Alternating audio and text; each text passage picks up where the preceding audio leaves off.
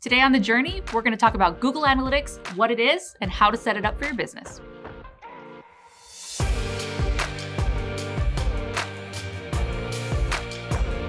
People talk about Google Analytics all the time because it is the best. If you have a website, you should sign up for Google Analytics. What it is, it's a tracking token that you get to put on your website, and then it gives you so much information about the people who are coming to your website, what pages they're visiting, when they're coming, how they're coming. And the best part about it, it's free. I like free. All right, so first step, we're gonna go to google.com/analytics.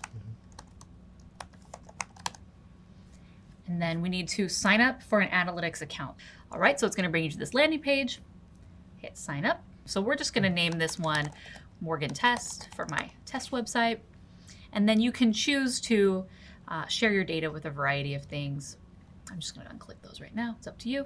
And then click next.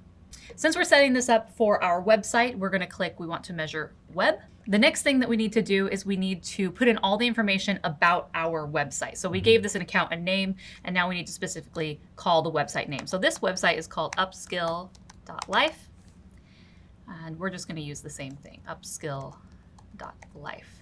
So this is actually one of Neely's accounts that we're gonna be setting up for him. I think it's the beauty and fitness. So pick an industry category, and then you can obviously put your time zone and then hit create.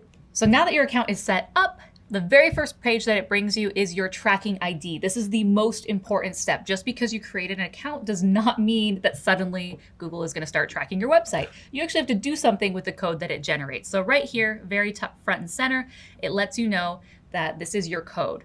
But you don't just copy and paste this code, you actually need this code all the way down here, this script. So what you're gonna go to do is you're gonna put that on your website. Every website is different. WordPress has areas that you can do it. Depending on your theme, you might have to add a plugin, but it's best to go and look at your website's documentation to see how to add the Google Analytics code. So after that, then I'm good? In theory, it may take 24 to 48 hours to propagate. So that's why you can come back here to the status just to keep checking. And right now it says no data received, so because we haven't put it on anything, but it will say you're good. I have a site we can go into that has traffic and has the code. It's been there for a long time. So let's go check out one of my other sites. So this main page, this kind of gives you a snapshot of everything that you're seeing. So right now you can see that there's one active user on this site.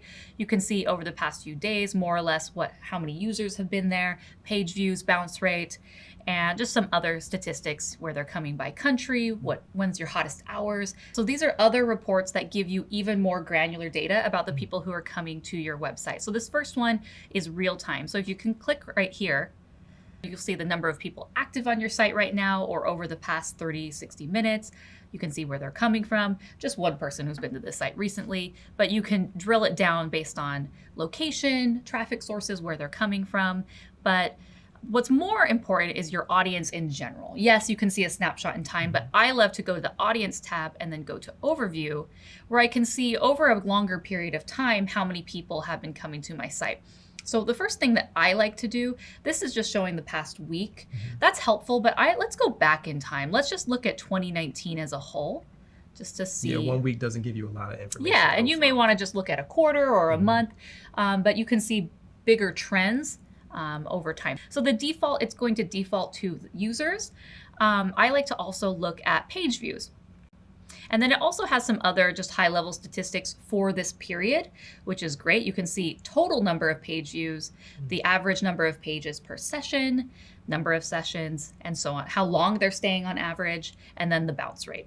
So the next big category, which is one that I love, is acquisition. This is where are your customers finding you? And I always like to do overview first because again, it's just a dashboard that has all of the metrics in one place. And then of course you can always drill down. This would be able to help you to redirect how you're using all of your time. Like if you get more on social, then you know where to spend more of your time and promoting your business. Yeah, or if you don't have very many people coming organically, it's probably an opportunity that you're not ranking in search. And so you need to probably do more SEO. Another category is behavior. So once they're on your website, what are they doing? So let's click on the behavior tab and go to the overview.